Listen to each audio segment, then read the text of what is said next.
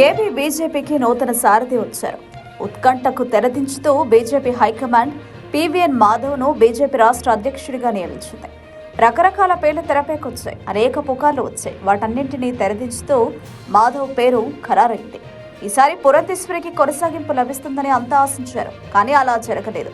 దీంతో పురంధేశ్వరి మాజీ అయ్యారు. అయితే ఇప్పుడు ఆమెకు ఎలాంటి పదోన్నతి కల్పిస్తారో అన్నది చర్చకు దారితీస్తోంది. కేంద్ర కేబినెట్ లోకి తీసుకుంటారా అన్నది ఇప్పుడు హాట్ టాపిక్ అవుతోంది. తప్పకుండా ఆమెకు పదోన్నతి ఖాయమని పార్టీ వర్గాల్లో ప్రచారం జరుగుతోంది. 2024 సార్వత్రిక ఎన్నికల్లో పొత్తులో భాగంగా రాజమండ్రి ఎంపీగా పోటీ చేశారు పురంధేశ్వరి. అత్యధిక మెజారిటీతో గెలిచారు. దీంతో ఆమెను కేంద్ర కేబినెట్ లోకి తీసుకుంటారని అంతా భావించారు. ఎన్టీఆర్ కుమార్తె కావడం, బలమైన సామాజిక వర్గ నేపథ్యం ఉండడం, మహిళా నేత కావడం, గతంలో కేంద్ర మంత్రిగా వ్యవహరించడంతో ఆమెను కేంద్ర మంత్రిగా ఎంపిక చేస్తారని అంతా భావించారు.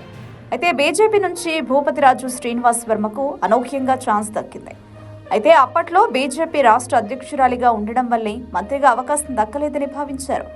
అయితే ఇప్పుడు కేంద్ర మంత్రివర్గంలోకి తీసుకునేందుకే ఆమెకు రెండోసారి బీజేపీ రాష్ట్ర పగ్గాలు ఇవ్వనున్నట్లు తెలుస్తోంది. మరోవైపు పురంధేశ్వరికి కేంద్ర డిప్యూటీ స్పీకర్ పదవి ఇస్తారని జోరుగా ప్రచారం నడుస్తోంది. వాస్తవానికి డిప్యూటీ స్పీకర్ పదవి అనేది ప్రతిపక్షానికి ఇవ్వాలి. ప్రధాన ప్రతిపక్షానికి ఛాన్స్ ఇవ్వడం ఆనవాయితీగా వస్తుంది. అయితే 2019 నుంచి డిప్యూటీ స్పీకర్ పోస్టును భర్తీ చేయలేదు ఎన్డీఏ ప్రభుత్వం.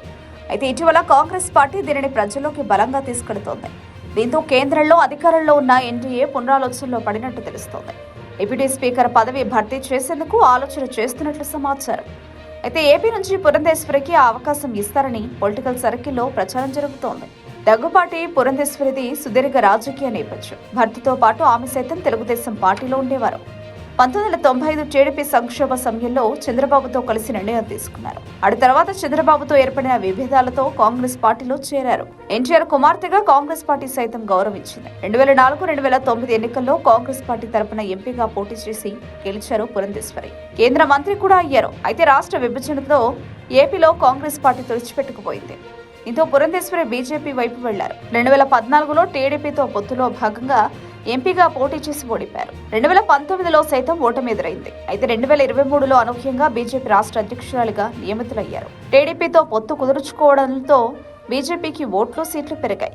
అయితే ఇప్పుడు బీజేపీ అధ్యక్ష పదవికి రాజీనామా చేయాల్సి రావడంతో కేంద్ర మంత్రి పదవి కానీ, లోక్సభ డిప్యూటీ స్పీకర్ పోస్టు కానీ ఇస్తారని ప్రచారం నడుస్తోంది. మరి అందులో ఎంత వాస్తవం ఉందో చూడాలి.